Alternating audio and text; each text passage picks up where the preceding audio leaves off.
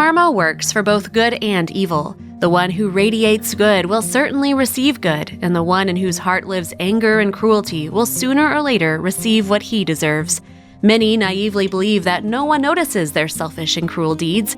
If a cruel person gets away with a crime several times, then he begins to believe that he's untouchable and will commit more and more serious crimes. But the reward is sure to catch up with everyone eventually. Everyone gets what they deserve sooner or later. And our story today once again confirms this. This story took place in Myanmar, a state in Southeast Asia. This is an extraordinarily beautiful place, more than 60% of which is occupied by the majestic jungle. People living there are forced to coexist with wildlife. The locals have great respect for all the inhabitants of these places. From generation to generation, love for all living things is passed down. People have learned to live peacefully with wildlife. Local hunters will never allow themselves too much, hunting only for food. And life went on in this measured way until one day a visitor tipped the scales.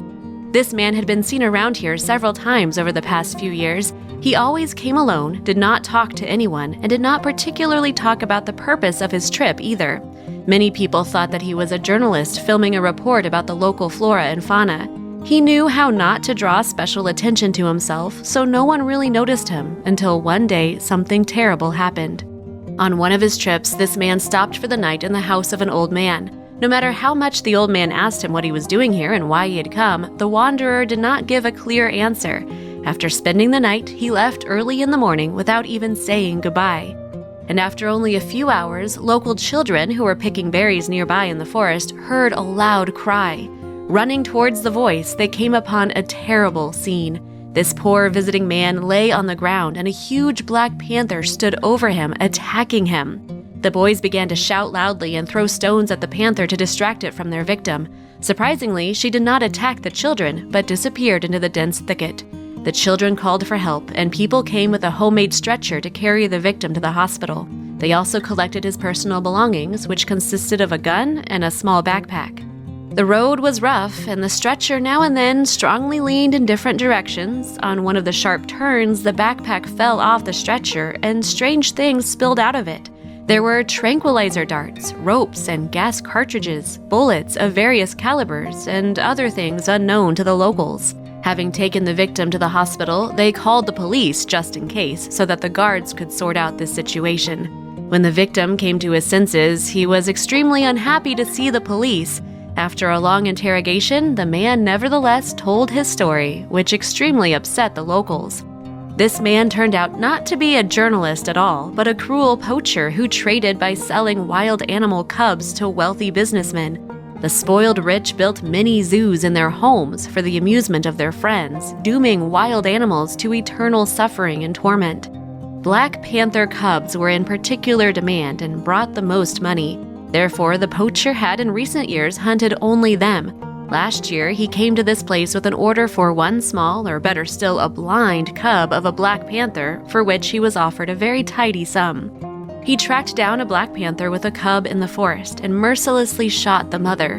When he approached her, he saw that the animal was still breathing. He didn't pursue her. The bullet hit right in her neck, so she had no chance of surviving, and he did not want to waste another round on her. A small cub crawled helplessly near the mother's body. He poked his nose into his mother's body and meowed plaintively.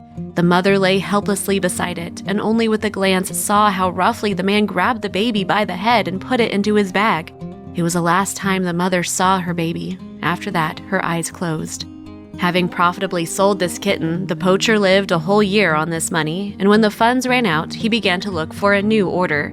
The search took very little time. One influential businessman wanted to give a black panther cub to his insatiable little daughter, who by that time already had a large collection of wild animals. Having played enough with one pet, the girl got bored with it and asked for a new one. And these animals lived out their last days in cramped cages in the backyard, not getting enough food or water. And so, having returned to this place, the poacher counted on an easy profit.